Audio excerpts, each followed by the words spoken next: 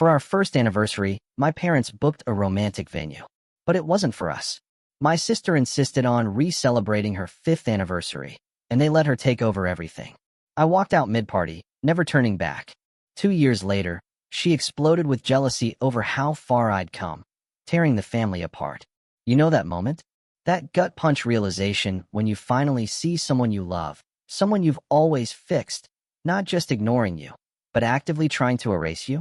Yeah, I found myself in that moment, staring at a restaurant sign on my first wedding anniversary, and it felt like my entire life had been a lie.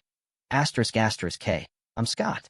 I'm 31, the middle kid, and for as long as I can remember, I was the family's designated fixer. If something broke, I showed up with a toolbox and a calm voice. If someone cried, I handed them water and promised, we'll figure it out. My life smells like chlorine and sunscreen from coaching swimming at the community pool, and I still find glitter from swim meet crafts in my car's cup holder. I'm married to Julia, a pediatric nurse who keeps trail mix in her pocket and a spine of steel under a soft sweater.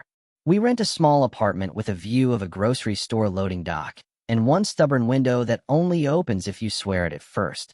In my family, I was always the steady one. Translation? I was the guy bailing water while everyone else was busy drilling new holes in the boat. My older sister, Mallory, she's the star. Drama kid turned lifestyle entrepreneur. She could sell a mood and make you apologize for not clapping louder. My younger brother, Nate, works out of state. He's Switzerland, visits twice a year with a duffel bag and a gift card for mom. My parents, Lynn and Robert, they orbit Mallory's opinions like planets around a big, bright sun. If she says it's day, it's day.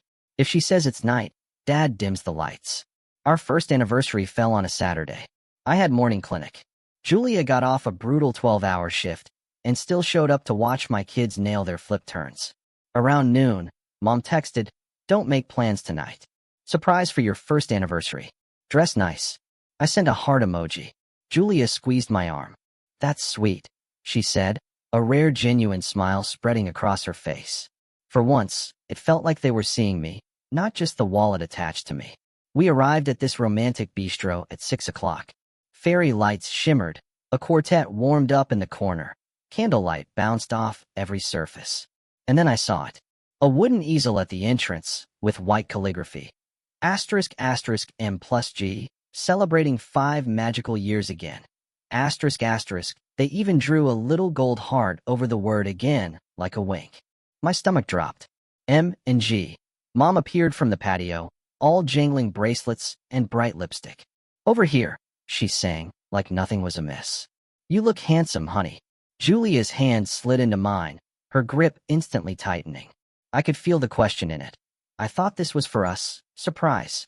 Mallory drifted out of the crowd in white silk that swished when she moved. Greg, her husband, followed, chin high. She air-kissed my cheek.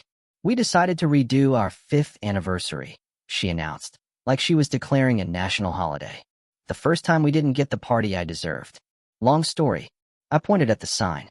"Mom said a romantic dinner for our first." Mom tilted her head, all manufactured pity. "Oh, honey, we tried to combine the celebrations so no one feels left out. Sharing is caring." She said it like a kindergarten teacher. Julia's smile was painfully tight. "We're not 5. Dad clapped my shoulder. "Buddy, it's one night. Let your sister have her moment." "It's our anniversary," I said, my voice barely a whisper. "That's literally our moment." Mallory rolled her eyes. "You can have a table. We have the garden and the quartet. Oh, and don't touch the macaron tower. It's part of the aesthetic."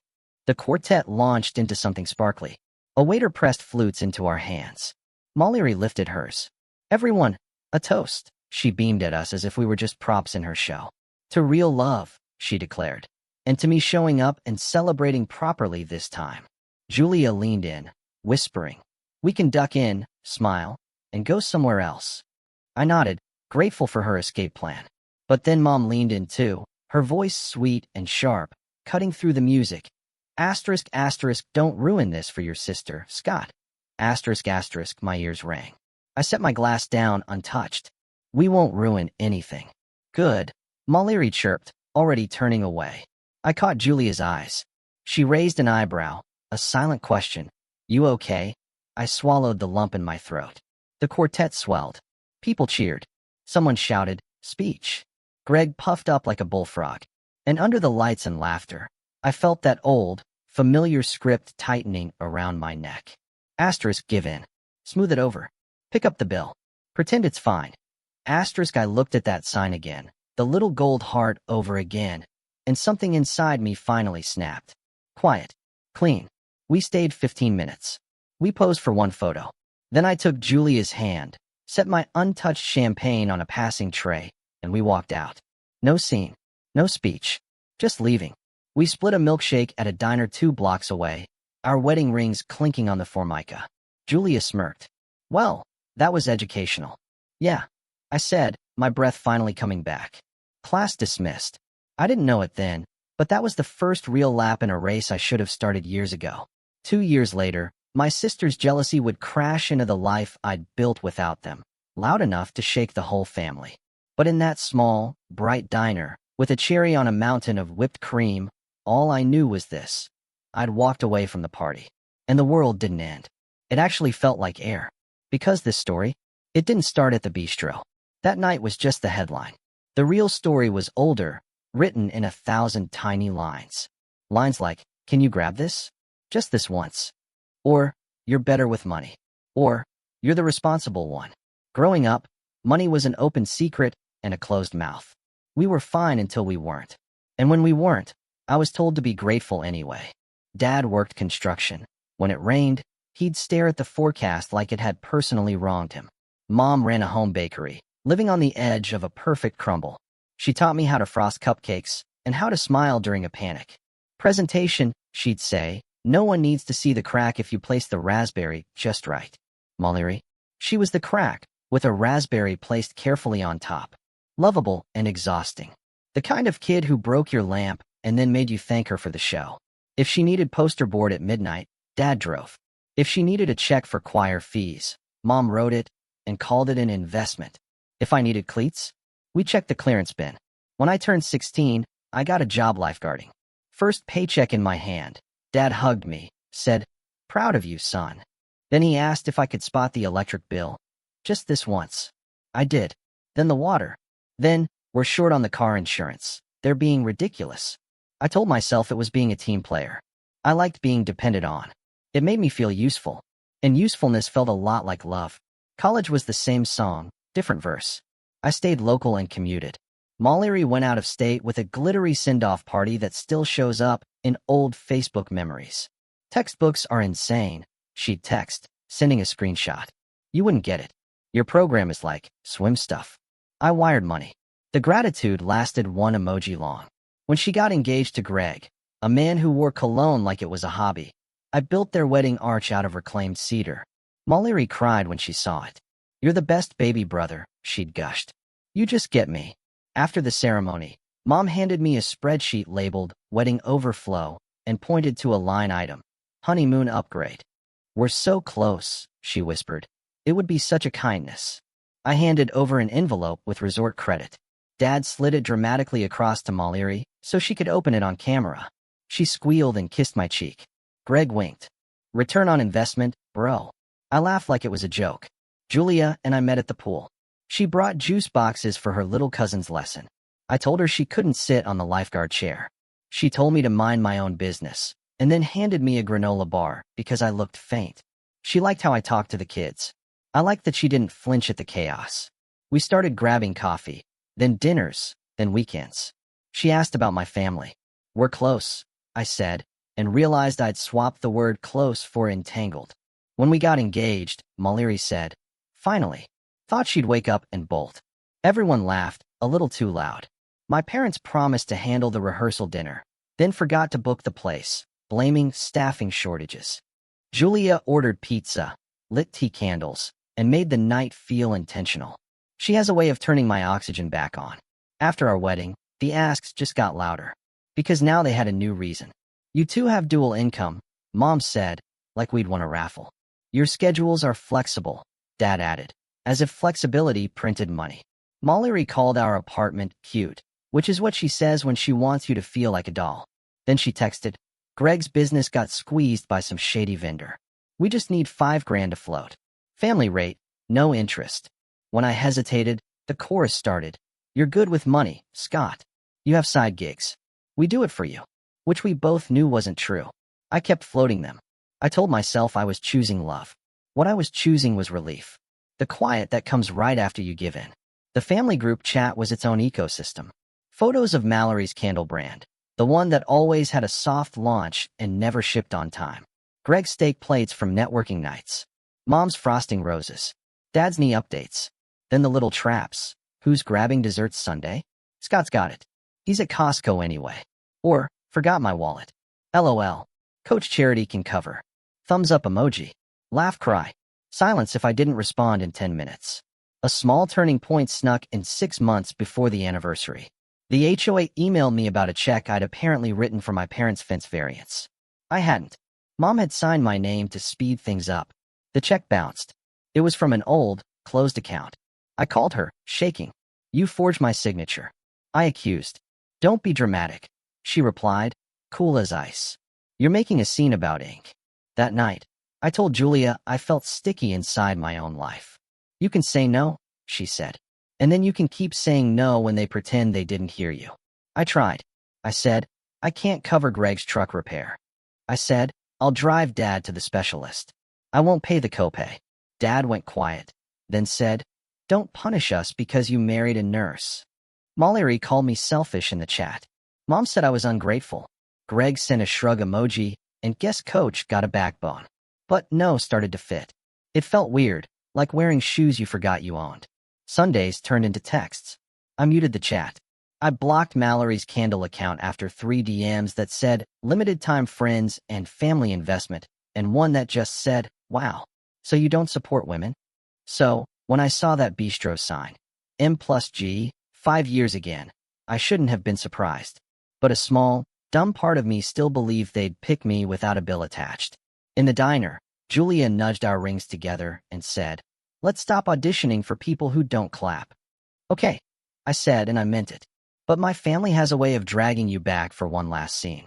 2 weeks later, Mom invited us to Sunday roast. She wrote, clean slate sparkles, sparkles, sparkles, with 3 sparkles. I smelled the trap through the phone. Julia just said, your call. We went. Because old habits die like villains, dramatically, after too much dialogue. The table was crowded. My Aunt Carol, Uncle Steve, Cousin Ellie, 2 neighbors who just happened to drop by. Dad carved meat like he was headlining. Mallory wore white again, because apparently every day is a bridal reboot for her. Greg poured wine like he was paid by the ounce. My chair had a printed place card that said Scott, our rock, with a little clip art anchor. Then Mom opened a folder. I knew before I saw the columns. We're doing a family plan, she said brightly. Pooling resources, proportional contributions. No one suffers alone. She turned the folder toward me. There was their mortgage, overdue utilities, Dad's knee surgery estimate, a credit card consolidation, Mallory's inventory investment, and a line called Bridge for Greg. And then there was a column with my name at the top, and numbers circled like targets. I looked at Julia. She looked at me. I looked at the folder. I said no. Mallory made a noise like a laugh caught in a cough. You didn't even read it. I don't need to, I said. My answer is no. Dad set the carving knife down slow. Watch your tone in my house. I've learned that when people say tone, they often mean boundary. Julia touched my elbow. It wasn't a warning. It was permission. I took my phone out and slid it onto the table, screen up. I had a folder I'd started after the HOA mess. Screenshots of transfers, text messages. 12 years of just this once, stacked like bricks. I also brought printed bank statements, because I knew someone would call the screenshots out of context. This is what I've covered, I said quietly.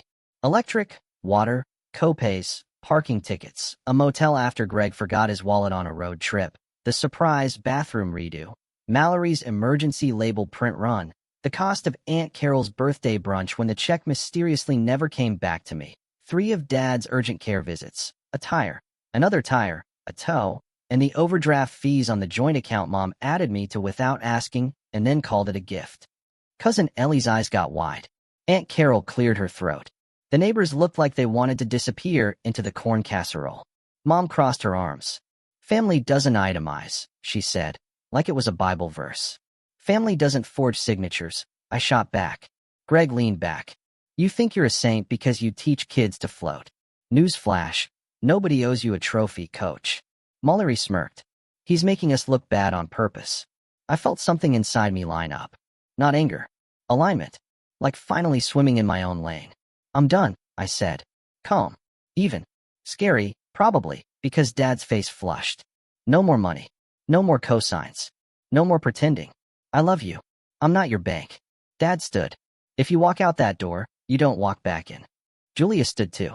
We'll send a change of address, she said, soft as a knife. Aunt Carol made a soft sound, like a deflating balloon. One neighbor suddenly remembered a thing and left. Mallory's smile cracked. You can't do this, she hissed. I'm relaunching in the spring. You need to learn, I said. I'm not your safety net. Mom's voice dropped twice. Ungrateful boy. I'm a grown man, I said. And I know where my money goes. I gathered my papers and my phone. Julia took my hand. We walked to the door. Dad didn't move, but his jaw did. Last chance, he said. I opened the door. I already took it, I said. And we left.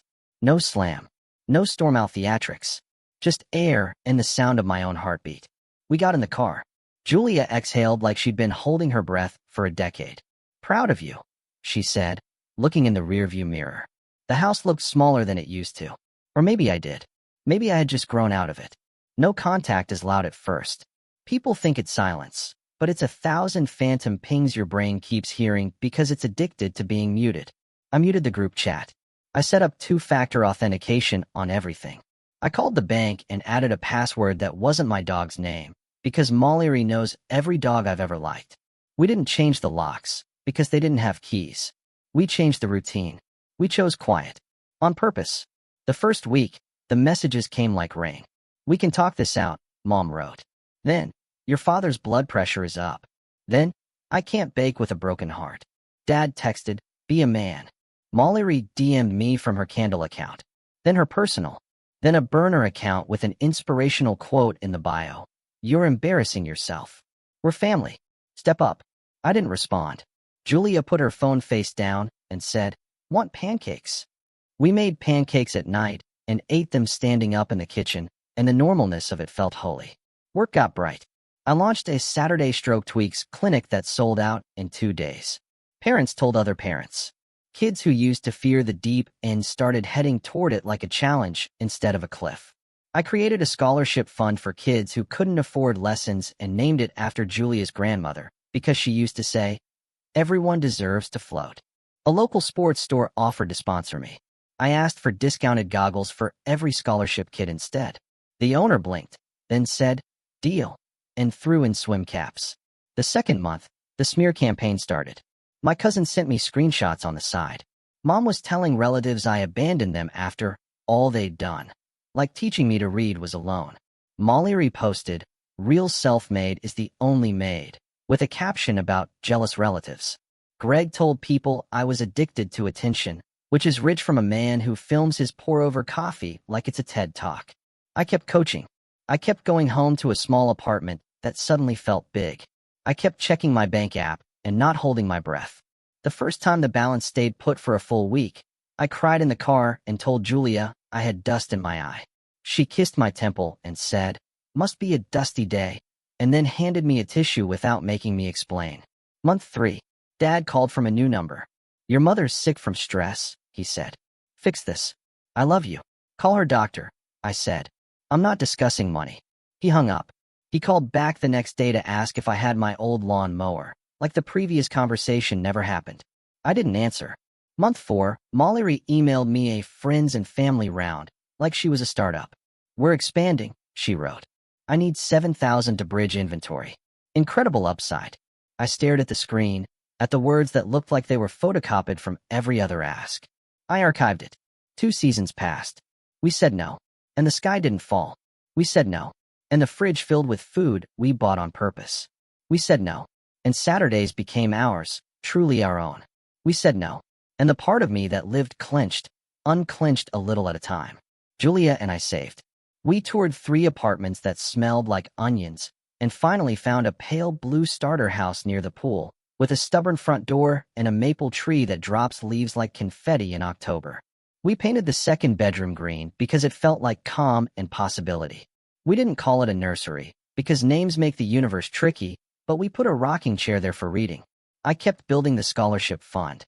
People from the neighborhood sent $20 with notes like, "For the kid in the red goggles." The local paper ran a small piece. "Coach Scott keeps kids afloat." We taped it to our fridge with a dolphin magnet a 6-year-old gave me after he learned to float without grabbing my neck like a koala. Then, 2 years after that bistro incident, my kids swam a charity relay. The deck was noisy in the best way. Parents yelling for other people's children, little siblings chasing each other with foam noodles. The smell of sunscreen and wet tile. We hit our fundraising goal before lunch. I handed medals to kids who used to cry at the edge and now grinned like sharks. One mom hugged me and didn't let go for a full 5 seconds. "You changed his life," she said into my shoulder. "He did the work," I said. Because that's the line.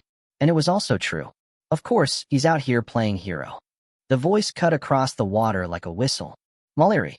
In white again, because the theme of her life is bridal cosplay. Sunglasses on. Heels completely wrong for a pool deck. Greg behind her, hands in his pockets. Mom near the gate, clutching her purse. Dad wasn't there. People turned. The air changed. Julia stepped to my side before I moved. "You can't be on deck," she said, calm. "Safety rules." Mallory smirked. "Are you going to arrest me?" He can't hide forever. This wasn't an accident. It was a performance. She wanted an audience. She got one. I kept my voice low. "This isn't the place." "Oh, I think it is," she said louder. "Since you've told everyone you're a saint now. Since you left Mom to sell her wedding ring to pay for Dad's surgery." My stomach flipped. "What ring?" I asked. Mom looked at her shoes. Julia, cool and steady, stepped forward. "You mean the ring you pawned 3 years ago," she said evenly. "After Scott bought it back once already?" Mallory blinked behind the sunglasses. Then she recovered. "You think you're better than us because you said no? Because you run a little charity for kids who splash." She lifted her phone, hit record, and angled it at me. "Say it to the internet, Coach. Say you turned your back while your father limped." Every cell in my body wanted to grab her phone and drop it into the deep end. Instead, I put my whistle in my mouth and blew one sharp blast. 5-minute break. I called. Water. Shade. Reset. Parents herded kids to the bleachers. The deck cleared like a curtain dropping. I faced my family. "Here's what's true," I said. "I offered rides. I offered time. I set a boundary with money. I'm not your ATM. I won't be your villain." Greg snorted. "You owe us." "I don't owe you a cent," I said. "You owe a lot of people apologies." Mallory's mouth twisted. "You don't get to be happy without us." "That," Julia said, "is the real problem, isn't it?" Mom's voice came out small. "Was it really that much?" she asked me. And I heard something like hope and like shame. I didn't pull out the receipts. I just nodded. It was a hairline crack that ran through Mallory's performance. Then she hardened. "You're dead to me," she announced so the bleachers could hear. She turned to Mom. "Let's go." Mom didn't move. She looked older than the last time I'd seen her, and somehow clearer. "We're leaving," she said. But to Mallory. "Not with her. You're not welcome at his work." Greg muttered something. They left, heels clacking, phone still recording nothing important. Mom stayed. She stared at the shallow end, where little kids were pouring water from one cup to another like alchemists. "Do you need water?" Julia asked. Mom blinked. "I need a chair," she whispered. We sat her in the shade. I brought her a cup. She held it with both hands and didn't drink. "Your father should have told me no," she said, like she was reading a line she'd never seen before. I should have told her no. "You can start now," I said. She nodded without looking at me. "They look happy," she said, glancing at the kids. "They are," I said. She looked at me. "You look happy." "I am." She swallowed. Good word traveled faster than water. Half the family called me a traitor. The other half started texting in lowercase, late at night. I think I get it now. Aunt Carol sent a recipe and a message. "Sorry I stayed quiet." Nate wrote, "Proud of you, man," from an airport lounge with a picture of a dog. Dad texted a photo of his knee brace with the caption, "RoboCop." I sent back a thumbs up and a link to a physical therapy video. Life didn't become a montage. It turned into a string of small, decent days. We mowed the maple leaves. We fixed the door. We saved a little. We breathed. And the echo of being needed for the wrong reasons finally stopped sounding like home. The fallout didn't make me new. It let me be myself, on purpose. We kept no contact with Mallory and Greg. Mom's text got simpler. We made a budget. Your father does PT. Sold the extra mixer. Thanks for the chair. Our pale blue house stayed stubborn and sweet. The green room slowly became a nursery. Then Julia held up 2 pink lines. Looks like everybody gets to float. I cried everywhere. Bought a tiny swim cap just to breathe easier. Told my Saturday kids a new assistant coach was coming. They screamed like I'd brought a puppy. We told my parents. Had a small barbecue. They brought ice. Asked about the wobbly step. Mentioned no money. When they left early, the yard felt like ours. At practice, I tell my swimmers, kick steady. Breathe when you need to. Float when you're tired. I learned that late. The plain truth. Love that only counts you when you're paying isn't love. Scorekeeping isn't family. Boundaries are life jackets. Saying no is honesty. I still picture the easel. M plus G again. The gold heart. Then the diner milkshake. 2 straws. Julia tapping our rings. Let's stop auditioning for people who don't clap. My sister couldn't bear how far I'd come. Her meltdown split the family along the seam where I finally stitched my own name. I left mid-party and didn't look back. Not from hate, but to keep the life I love. That's not revenge. That's freedom. If you're under someone else's sign, glass in hand, set it down. Walk out. The world won't end. It might finally begin.